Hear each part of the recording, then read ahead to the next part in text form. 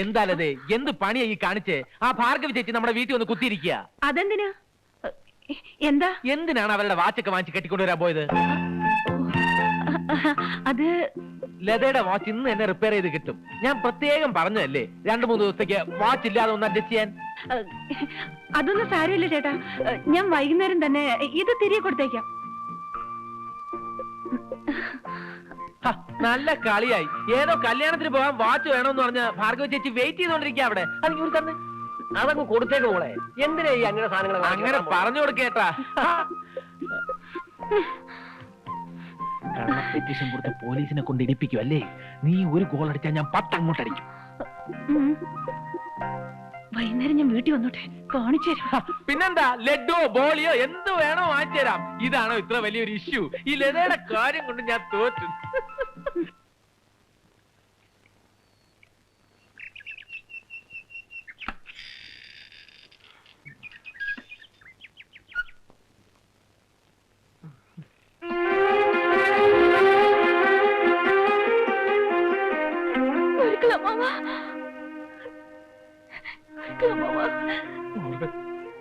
സുഖമാണോ? ഇപ്പോഴെങ്കിലും ഇങ്ങോട്ട് വരാൻ തോന്നിയല്ലോ. ആഗ്രഹമില്ലഞ്ഞിട്ടാണോ കുട്ടിയെ? അവിടെയുള്ള ആളിന്റെ വാശിയെ കുറിച്ച് ഞാൻ മോളോട് പറയണോ? വാദിക്കാവുന്നിടത്തോളം ഞാൻ വാദിച്ചു നോക്കി. ഒരു കുലുക്കം ഇല്ല. മുത്തശ്ശി കാണാൻ കൊതിയാവുന്ന ഗുരുക്കളമ്മ. മുത്തശ്ശിക്ക് സുഖാണോ? മുത്തശ്ശിക്ക് പ്രത്യേകിച്ച് അസുഖമൊന്നുമില്ല. വിശ്വനാഥന്റെ ബിസിനസ് ഒക്കെ എങ്ങനെയുണ്ട്? നന്നായി നടക്കുന്നു അമ്മാവ. അയാളൊന്ന് നേരിട്ട് കാണാൻ ഉണ്ടോ ഇവിടെ? അയ്യോ, ഇവിടെ ഇല്ല. ഓഫീസ് എവിടെയാണെന്ന് പറഞ്ഞാൽ അവിടെ പോയി കണ്ടോളാം. അത് ഇന്ന് ഓഫീസിലുണ്ടാവില്ല. 2-3 സ്ഥലത്ത് പോകാനുണ്ട്. അല്പം വൈകുമെന്ന് പറഞ്ഞിട്ടാ പോയത്. അതുകൊണ്ട് ഇന്നിനി. എത്ര വൈകിയാലും സാരില്ല. വിശ്വനാഥൻ വന്ന് കണ്ടിട്ടേ ഗുരുക്കളമ്മ മടങ്ങുള്ളൂ. ഒരേ സന്തോഷായില്ലേ?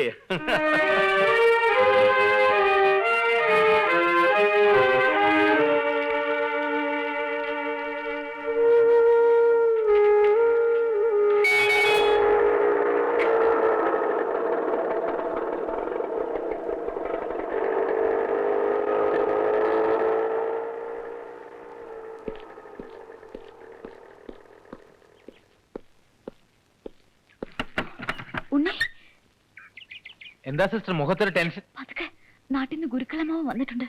വിശ്വേട്ടനെ കണ്ടിട്ടേ മടങ്ങൂന്ന് വാശി പിടിച്ച് നിൽക്കുക. വിശ്വേട്ടന്റെ ബിസിനസ് പ്രശ്നങ്ങളെ കുറിച്ച് അമ്മാവൻ അറിഞ്ഞ അത് പിന്നെ മുത്തശ്ശി അറിയും. ആകെ കുറച്ചിലാവും. എന്താ ചെയ്യേണ്ടതെന്ന് ഒരു പിടിയും കിട്ടുന്നില്ല. ഉണ്ണി ഒരു ഉപകാരം ചെയ്യോ? ലതയുടെ ഓഫീസിൽ ചെന്ന് അത്യാവശ്യമായിട്ട് അവളോട് ഇങ്ങോട്ടൊന്ന് വരാൻ പറയണം. എന്താ വേണ്ടതെന്ന് അവൾ വന്നിട്ട് തീരുമാനിക്കാം. ഞാനിപ്പോ തന്നെ പറഞ്ഞിട്ട് വരാം.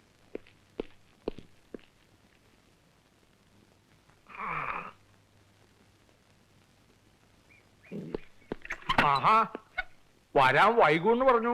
വിശ്വനാഥൻ എപ്പോ എത്തി? അല്ല, ഞാൻ ഒന്നും പറയണ്ട. സൂര്യനാരായണ ഗുരുക്കൾ ഇന്ദുമോള് പറഞ്ഞിട്ടില്ലേ?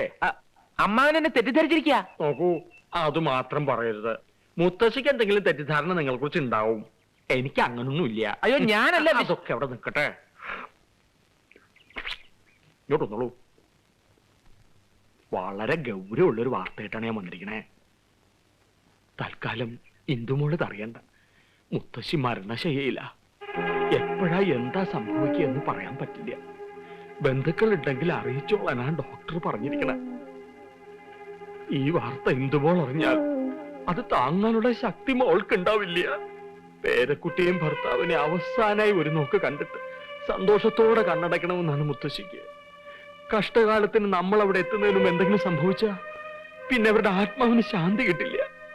നിങ്ങൾക്കും പിന്നെ ജീവിതകാലം മുഴുവൻ അതൊരു മനോവ്യഥയാകും. ഇനി എല്ലാം വിശ്വനാഥന്റെ കയ്യിലാ. തറവാട്ടിലെത്തണ വരെ മുത്തശ്ശിയുടെ ഗുരുതരാവസ്ഥ ഇന്ദുമോൾ അറിയാൻ പാടില്ല. എന്തെങ്കിലും കള്ളം പറഞ്ഞൊപ്പിച്ചോളണം. പേടിക്കണ്ട. ഇങ്ങനൊരു കാര്യത്തിന് കള്ളം പറയണത് തെറ്റല്ല. ഞാൻ പറഞ്ഞു നോക്കാം. എന്നാ ഞാൻ പോയി ഒരു കാറ് പിടിച്ചിട്ട് വരാം. വൈകിക്കണ്ട, പുറപ്പെടാൻ തയ്യാറായിക്കോളൂ.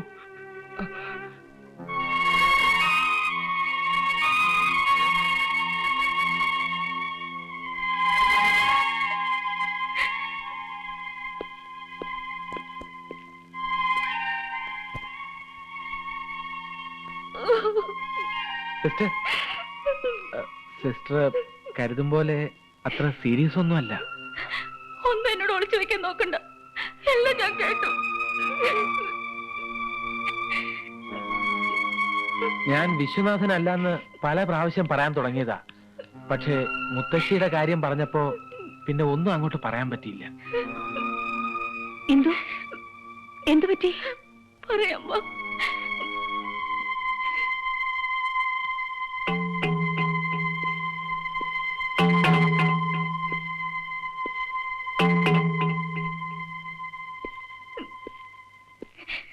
നീ ഇങ്ങനെ കരഞ്ഞോണ്ടിരുന്നാൽ എങ്ങനെയാ? ഗുരുക്കളമ്മാവൻ ഇപ്പൊ എത്തും. ഞാൻ പിന്നെ എന്ത് ചെയ്യണമെന്നാ? ഉണ്ണിയെ വിശ്വനായിട്ട് കൊണ്ടുപോകാനോ? അതൊന്നും ശരിയാവില്ല. ഈ അവസരത്തിൽ വേറെ എന്താ ചെയ്യേണ്ടെന്ന് കൂടി നീ പറഞ്ഞതാ. വിശ്വട്ടം വരുന്നത് വരെ എന്ന് വരുമെന്ന് കരുതിയാ? അതിനു മുൻപ് മുത്തശ്ശിക്ക് എന്തെങ്കിലും സംഭവിച്ചാൽ? എനിക്കൊരു സമാധാനമില്ല. വിശ്വത്തിന് കാര്യം പറഞ്ഞാൽ മനസ്സിലാവുമല്ലോ. നീ ധൈര്യമായിട്ടിരിക്ക.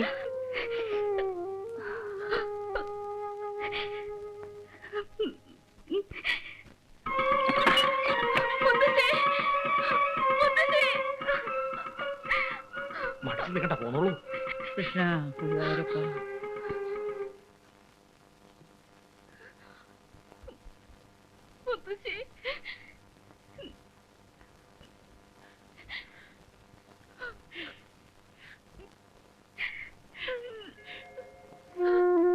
മോളെ മോളെ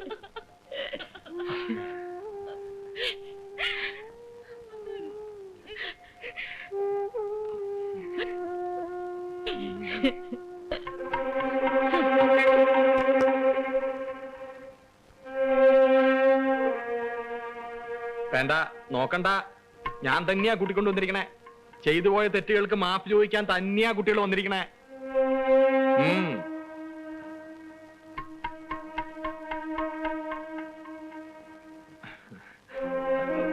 നിങ്ങളും നോക്കണ്ട.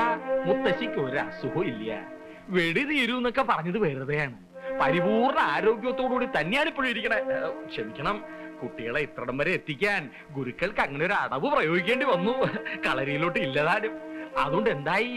നേടി, മുത്തശ്ശി നേടി. എന്റെ ദൈവമേ, ഒന്ന് ചിരിച്ചു കണ്ടുല്ലോ. എനിക്കിനി മനസ്സമാധാനായി. എന്നാൽ എന്റെ കുട്ടി എന്നോടൊരു വാക്ക് പോലും പറയാ. ഇനി പഴംപുരാണൊന്നും വേണ്ട കേട്ടോ. ദേ, ഇവരെയൊക്കെ ആദ്യമായിട്ട് കാണുകയല്ലേ. ഇയാൾ ആരാണെന്ന് ഞാൻ പ്രത്യേകിച്ച് പറഞ്ഞു തരേണ്ടല്ലോ. ഇത് വിശ്വന്റെ സഹോദരി സ്വർണ്ണലത. കാര്യം നടക്കണം വെച്ചാൽ കാര്യം വീണ് സോപ്പിട്ടോളൂ. കാലേ വീഴൂ, കാലേ വീഴൂ. മുത്തശ്ശി, എന്നോട് ക്ഷമിക്കൂ.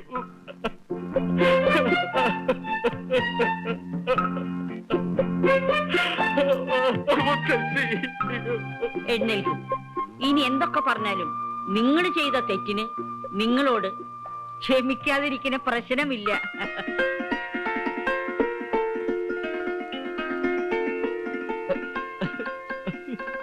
സമാധാനായില്ലേ? എഴുന്നേൽക്കൂ. ഇല്ല മുത്തശ്ശി, ഇവിടുന്ന് എഴുന്നേൽക്കാൻ എന്റെ കുറ്റബോധം എന്നെ അനുവദിക്കുന്നില്ല. എഴുന്നേക്ക് ചേട്ടാ. എന്താ ഇത്?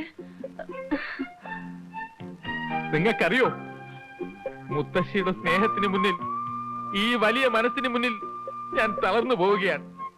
സ്നേഹിച്ച് ലാളിച്ച് വളർത്തിയ സ്വന്തം പേരക്കുട്ടിയെ ഒരർത്ഥത്തിൽ ഞാൻ തട്ടിയെടുക്കല്ലായിരുന്നു. ഭൂമി ദേവിയോളം ക്ഷമയുള്ള ഈ മുത്തശ്ശിയുടെ സ്ഥാനത്ത് വേറെ വല്ലവരാണെങ്കിൽ അടിച്ചെന്റെ ഷേപ്പ് മാറ്റാനല്ലേ? മതി മോനെ, നമുക്ക് കഴിഞ്ഞതെല്ലാം മറക്കാം. ഒന്ന് നോക്കിയ ഞാനാണ് തെറ്റുകാരി.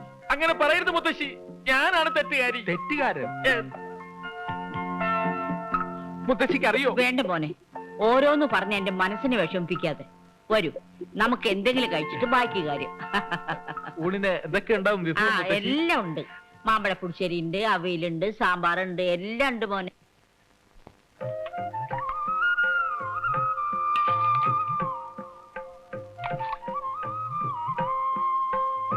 മോനെ എല്ലാം അറിയാലോ. നൃത്തം, സംഗീതം, പാചകം. പാചകം അതുകൊണ്ടൊന്നുമല്ല മുത്തശ്ശി, ഇത്രയും നല്ല രുചിയുള്ള ഭക്ഷണം ഞാൻ എന്റെ ജീവിതത്തില് ഇതുവരെ കഴിച്ചിട്ടില്ല. എന്തൊരു സ്വാദ്! മുത്തശ്ശി പാചകത്തിലൊരു വിദഗ്ധയാണെന്ന് എനിക്ക് അറിയാമായിരുന്നു, പക്ഷെ ഇത്രയും ഞാൻ പ്രതീക്ഷിച്ചില്ല. അതെ, കറികൾക്കൊക്കെ തേങ്ങ ചെറിയത് ഞാനാ. ആ തേങ്ങ നല്ലപോലെ ചെറിയതുണ്ടാവണം, കൂട്ടൊക്കെ നല്ലപോലെ അരഞ്ഞിട്ടുണ്ട്. നമ്മുടെ പാടത്ത് വിളഞ്ഞ പുന്നല്ലേ രീതി ചോറ ഇത്.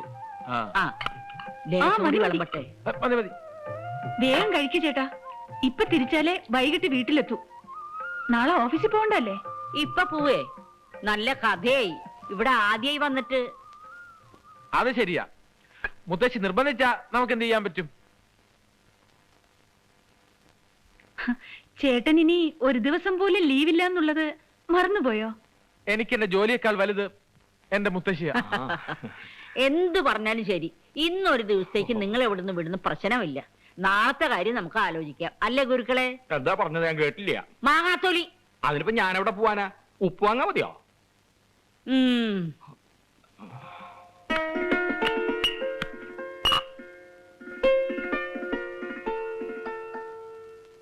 എന്നാൽ ഇത്രയും നല്ലൊരു ചുണക്കുട്ടിയെ ഇന്ദുവിന് ഭർത്താവായി കിട്ടിയല്ലോ.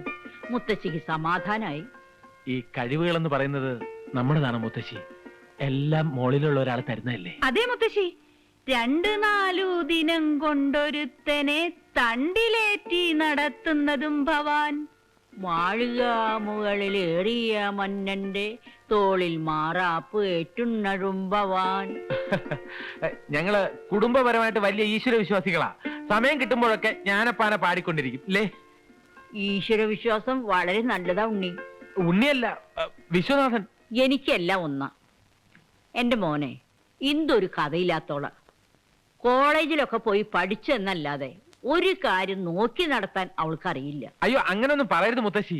ഒരു ചുക്കിനും ചുണ്ണാമ്പിനും കൊള്ളാത്ത എന്റെ ഈ പെങ്ങളെ വെച്ച് നോക്കുമ്പോ ഇന്ദു എന്ത് മിടിക്കുക. ബുദ്ധിയില്ല എന്നുള്ളത് പോട്ടെ, അല്പമെങ്കിലും സൗന്ദര്യം ഉണ്ടായിരുന്നെങ്കിൽ ഏതെങ്കിലും മണ്ടന്മാരെങ്കിലും വന്ന് കെട്ടിക്കൊണ്ടുപോയത്. വിശ്വ, കുറുമ്പ് കുറച്ച് കൂടുന്നുണ്ട് കേട്ടാ. അതെയോ? ആ, ഞാൻ മോളെ കാണാൻ കാത്തിരിക്കായിരുന്നു. വരൂ.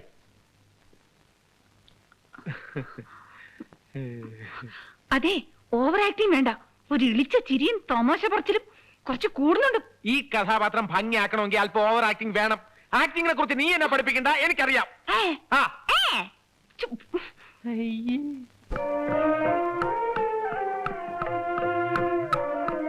ഇതെല്ലാം ഇന്ദുവിന് അവകാശപ്പെട്ടത്.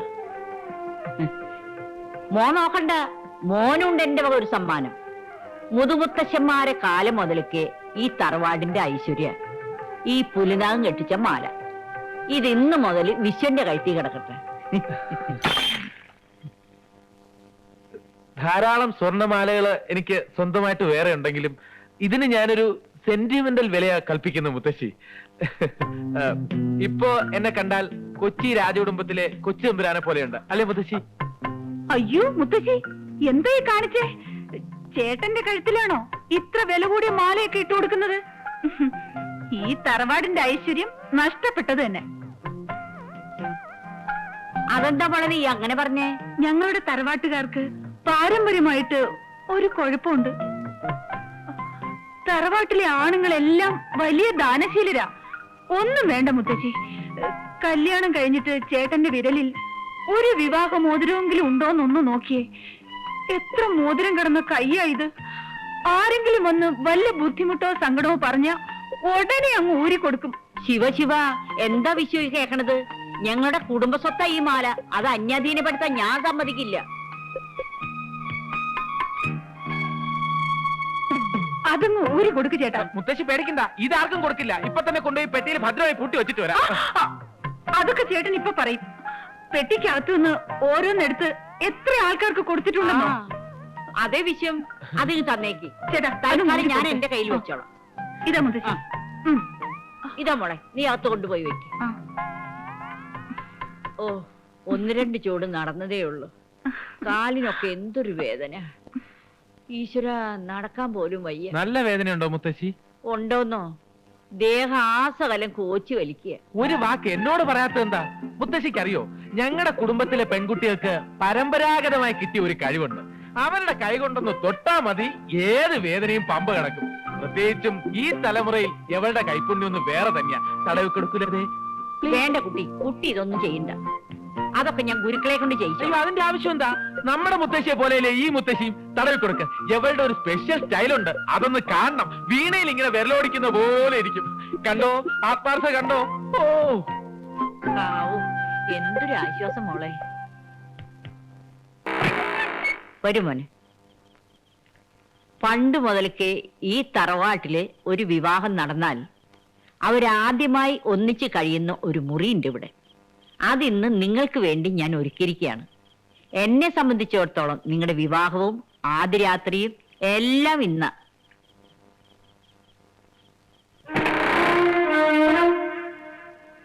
വരൂ.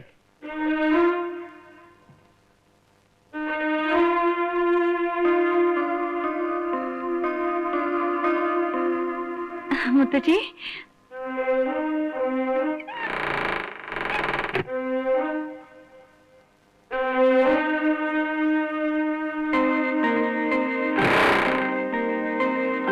മുത്തശ്ശി, ഞാനെന്നാ വേണ്ട, കുട്ടി ഇന്ന് എന്നോടൊപ്പം കിടന്നാ മതി. നേരത്തെ കുട്ടി എന്റെ കാല് ഒഴിഞ്ഞു തന്നപ്പോ എന്തൊരു ആശ്വാസമായിരുന്നു. ഇന്ന് രാത്രി കുട്ടി എന്റെ ദേഹ ആസകലൊന്ന് ഒഴിഞ്ഞു തരണം.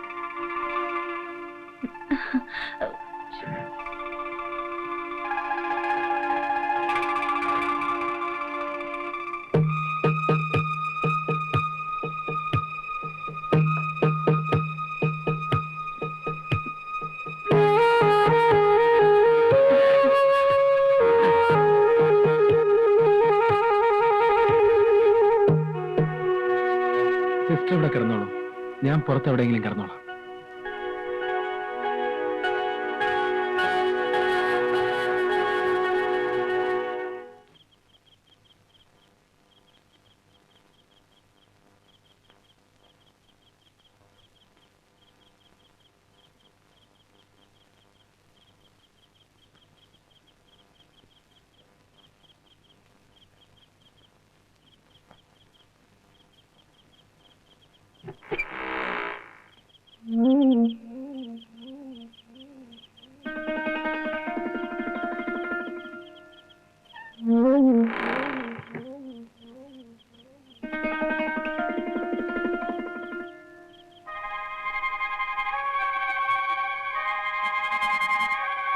എന്തോ എന്തോ കഥ ഓർക്ക്.